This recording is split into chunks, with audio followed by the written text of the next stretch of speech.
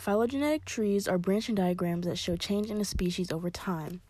The phylogenetic tree I've decided to make is based off of movie genres. I've branched it off as a rooted tree so there will be an outgroup. The branches are horror movies and romantic comedy movies, which would be the outgroup. Rom-coms would be the outgroup because these movies diverge the most. From here, I branched horror movies into psychological films and supernatural films. I'll look at psychological films first. I branched psychological films into films about spirits and found footage films. Spirits films are branched into films about haunting and films about possession.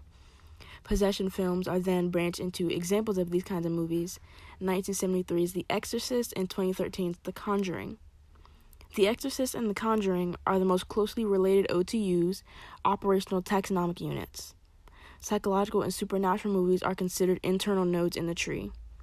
Found footage films are not branched out anymore, so this would be considered a terminal node. For this bottom branch, the supernatural branch, it will be split into zombie films and vampire films. Zombie films are branched into 2002's 28 Days Later and 1968's Night of the Living Dead.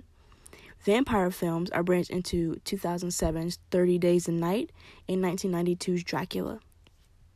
The most recent common ancestor for psychological and supernatural films is horror, and the most recent common ancestor of zombie films and vampire films is supernatural.